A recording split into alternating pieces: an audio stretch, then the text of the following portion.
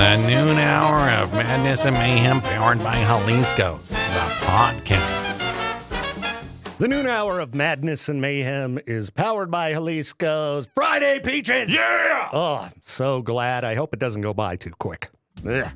Need a couple days of actual sleep. Right in time to get my sleep schedule working again. I plan to roll into the weekend and just screw it up again. I stupidly do my laundry and then put all the clothes on my bedroom floor, which makes them dirty again. Yeah. So my entire bedroom is just a heap of clothes all around. It's terrible. So when the maintenance guys were coming around, trying to fix stuff, I just kept shutting the door to pretend it's clean. Yeah, you just reminded me of my laundry situation. I have a lot of chores I need to get done by tomorrow, because each day this week I was like, all right, Taryn gets here Saturday. You have all week to clean up the house. Tuesday, you got all week. Wednesday, and so on. And now it's Friday. Yeah. And I've accomplished 0 chores. That's what happened to me with my with the Cannonball project. I was like, oh, it's the last week to get it done. Yeah, dude. New Year's Eve's around the corner. A note to listeners, don't procrastinate. Definitely not. It always comes back and hits you, and you're just like, I don't want to spend my Friday night doing chores. But that's going to be my night. A nice, fun evening of laundry and dishes. And I don't know if I'm going to sweep and mop. Yeah. It's just Taryn. It's not like, Yeah, exactly. the big giant boss man's coming over. No. Yeah, well, and then that's when you make the house extra messy so he won't ever want to come back. Just come on, stay out. Yeah, nothing you want to see here. Go visit Jade. You got any weekend plans? Nothing at all. Gym twice a day. That's about it. Right. Well, that's a healthier choice than I've been making, which is get home. Oh, recliner. Sit. Yesterday, I couldn't even bring myself to go to the grocery store. I hit one of them, and then I was going to go to one of the ones that's, you got to prepare yourself mentally for, and I just caved. I was like, no, I'm not doing it. When you, lay in bed, when you make that dumb decision to lay in bed, I'm just going to lay here and talk to my friends or do something on my phone, I won't get up, and it sucks. Because the cold weather, it gets you 10 times worse. Oh, yeah. Especially when you sit in that cold car, you get in, you're just sitting there shivering for I don't know how long until you wait for it to heat up. Mm-hmm. I know. I'm lucky. I'll consider myself very lucky. I have a garage, and so that makes a tiny bit of difference as you get going. It's still cold in there. I have a house. I've got major first world problems. My car is still cold, but not as cold as others. I got a covered parking spot, and I consider myself lucky for that. That is, because, then you don't have to scrape off your vehicle. I would be so mad if I had to scrape it off every single morning to get here. Oh, dude, the worst is, back when I used to park outside before I got the garage cleaned up, you'd get 6 inches of snow, and it's like 5:30 in the morning, and the truck's tall too. Yeah. So you're getting out the push broom. You're jumping, trying to get the roof. Yeah, and you end up pouring snow all over yourself, and then you're mad.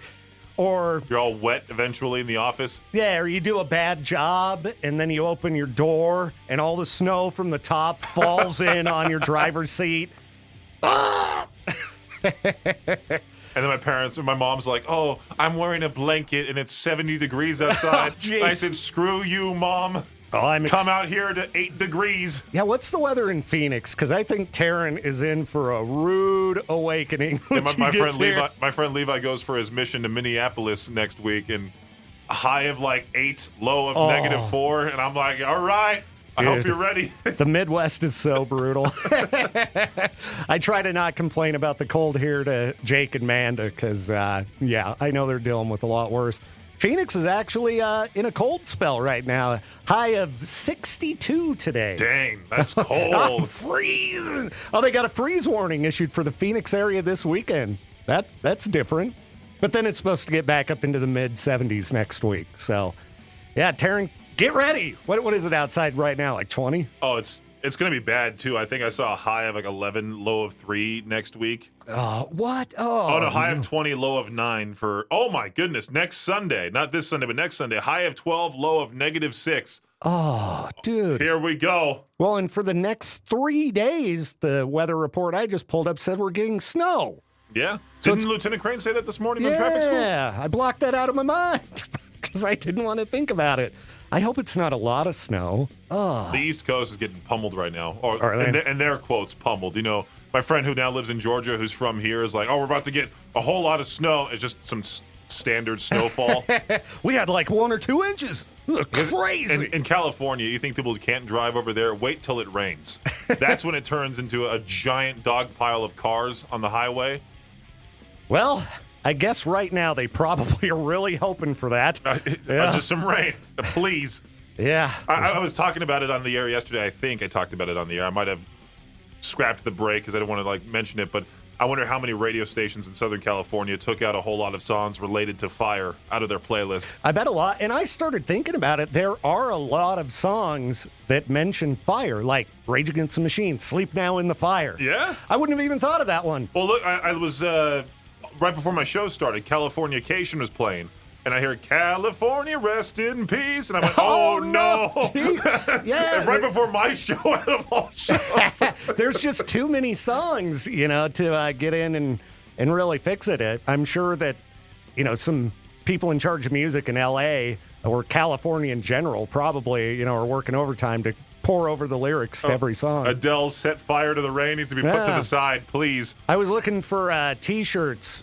Oh, I should probably be quiet in case they're listening. I was looking for gifts for Taryn since she's coming to visit, and I wanted to have a few little things for her to open. And very nice. I saw an Olivia Rodrigo shirt. I think it was, or maybe it was Wednesday. What's the girl in the Wednesday show? Oh, Jenna Ortega. Yeah, I don't know what it was, but it was something about fire.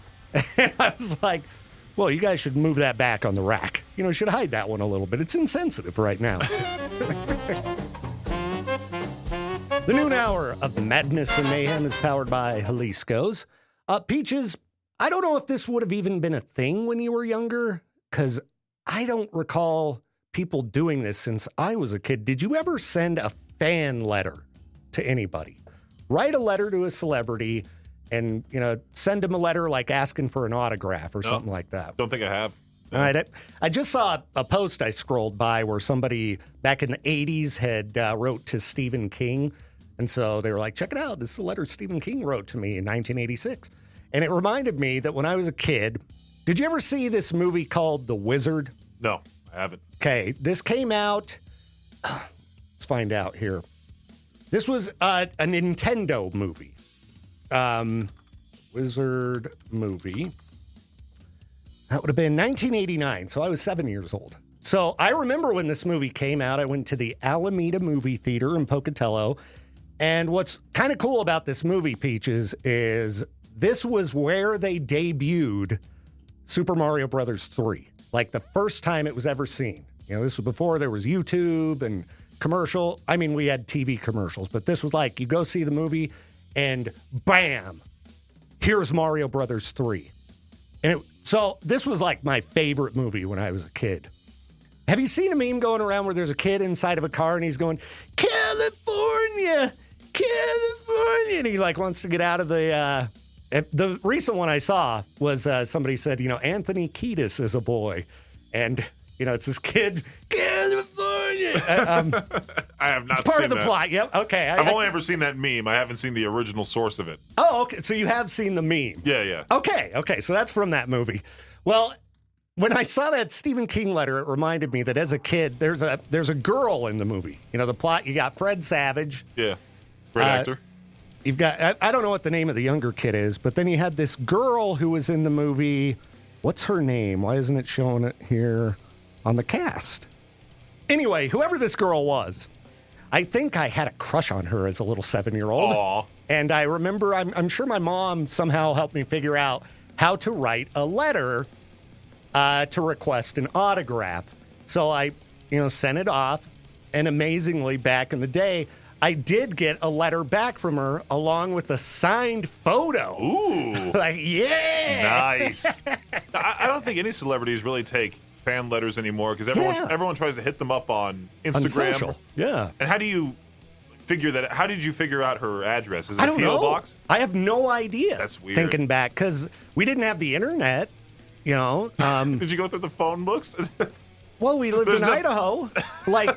I'm really wondering how on earth I would assume it was my mom or dad figured out how to. I was about to say, is it your mom that like pretended to write you back as her? No, it was legit, and then dude. printed out a photo. And, No, because it was like, on a heavy stock, like, and it had the return postage and things like that. I mean, it came from California.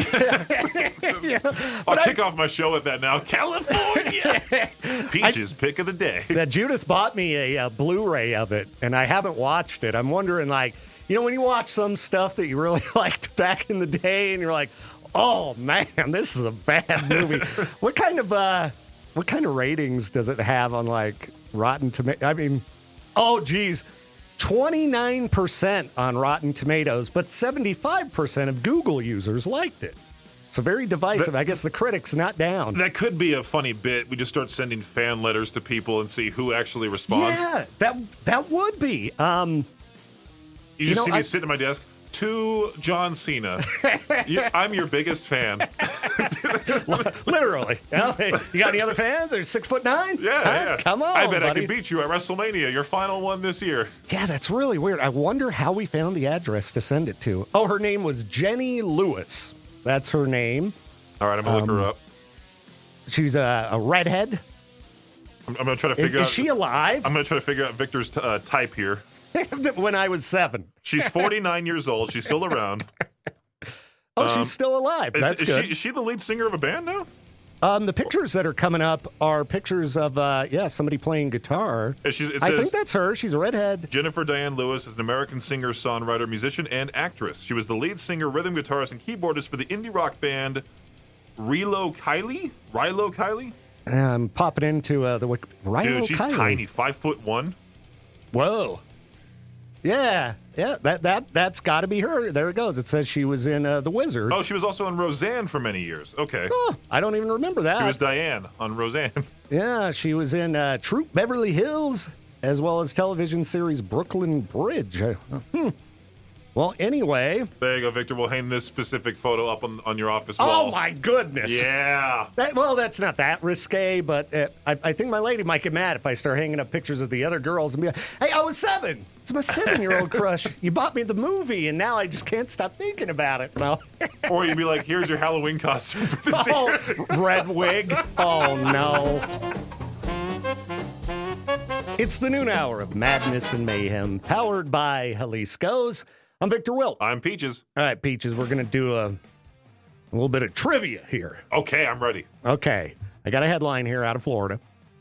Florida deputy crashes into car stopped for school bus while doing what? Blank. While doing blank. The school bus? No, the Florida deputy crashes into car stopped for school bus while blank. Okay. You guess. It's Florida, so it'll be a little, Now, people bit have out there. different names for this. Are they called cookies, donuts, spirals? What are they called? Cookies or donuts, yeah. Okay. So I used to call them donuts, but then I heard Maddie say she was going to do cookies in the parking lot. I'm like, why are you eating Chips Ahoy in the parking lot? And then, yeah, delicious. I'm just going to mow down cookies in the parking lot. It's like, why don't you do it inside where it's warm? It's cold out there. Well, they can't be doing that. I mean, they could because there's a lot of rain in Florida, but I don't think they've had a lot of rain as of late, have they? I'm not sure. I'm not sure on Florida. Well, I mean, they've had a hurricane and all that, but that was a while ago. So that's yesterday's news. Now we're on to the next tragedy, the L.A. fire. That's right. Maybe he was on crack. Not well. I mean, I guess that's possible. I don't appear to see anything about that. Okay. It was not spinning cookies, and he was not on crack. We'll, as we would say on traffic school, call this distracted driving. Oh, he was watching some explicit material on his phone. You nailed it. Okay. You nailed it, Peaches. He was watching, explicit material. Hey now. How do you know why I pulled you over? Like, dude. Yeah. And what's funny is they found out this is what had happened because they reviewed his body camera footage. How embarrassing. You can't be doing that type of stuff when you have all the surveillance on you. Yeah, dude. I'm worried about pulling up tabs on this work computer. Jade's right there by your office. Oh, and you yeah. can see the computer from outside the studio. Go, what are you looking at? That's another reason I get nervous scrolling Twitter. Twitter studio. surprises you. Yeah, I've seen, I'm sure similar to what this man was watching while out on patrol. Are you seeing just a all lot of a sudden, boom? Are you seeing a lot of don't open this thread in public and it shows some weird image and then you do open the thread and you're like, okay, whoa. Yeah, just like any other, kid. Don't look at this. What? Yeah. What's there? What are you hiding? That's the Ron Squid Game film. What is this? It's the noon hour of Madness and Mayhem, powered by Jalisco's. Peaches and I are talking about being the bad guy. I'm the bad guy. That's right. I'm the savage. You were telling me about some really savage things you do at the grocery store, man. Ooh, Right. Brutal, yeah. dude. Brutal. Sometimes I'll take a product off the shelf and then realize later, you know what? I don't need this. And I'll actually walk back to the aisle where I picked it up and put it back, Whoa. right there in the front. But sometimes I'm tempted, like, hey, you know what? Let me put the box of Lucky Charms. I might be in the clothing section. Let me just put this on the shelf here where the pants are at. And then I think about it. I'm like, wait, these workers probably deal with that crap all the time. Oh, yeah, for sure. So then I'll walk back to the cereal aisle, put the box back, and, make sure it's nice and spotless. My favorite, and I see this almost every time I'm in Winco. By the aisle where they have all the soda and stuff like that. Uh-huh. On the end of it, they have this small beer cooler with single cans. Over by the cookies and the bakery and stuff. Oh yeah. Okay, now I know what you're talking about. Small cooler there with single the twisted cans. tea. Yeah. So every time I walk by that, just kind of glance in, and don't do it. But without fail, I always see some kind of goods that are not the cans in that, particular fridge. So somebody's debating, do I want, That's funny the because sandwich meat or tall can? I don't pay attention to that cooler at all because I will pass by. I'm like, oh, it's alcohol. I can't have that, and I'll continue shopping. Yeah, I always glance in to see what people have left behind that they decided they wanted to get a beer instead of food. And you'll see all kinds of interesting things in there. It repeats in your head a decision was made here. Because if you go right next to that where the energy drinks are. Yeah. At one point, me and my friend Levi were just walking through, and I looked at the top shelf, and there's a giant bottle of soy sauce that someone just stuck where all the energy drinks are at. And I'm going, a decision was made here. Yeah. Somebody said, you know what? Forget the soy sauce on my chicken and my rice. I want to have 300 milligrams of caffeine at once. This would be a pretty funny prank, but it's also, don't do this because, like you were talking about, some employee has to clean these things up. But you could put things in there that it would seem like don't give them what any kind ideas. Of dirty, terrible person would choose a beer over this, baby diapers. You put those in there. I was thinking that as you were about to say it. What if you decide to put I can't even say that joke. What if you did decide to put a shock top or something like that in the diaper aisle, and you're like, what's going on with this parent here? But then they would have made the decision to leave the shock top behind. They were like, okay, I got to be a good parent and take the diapers. I know, but what kids with parents are going through that aisle and go, Mommy, what's that cool looking soda? Yeah, then you got to explain it to them.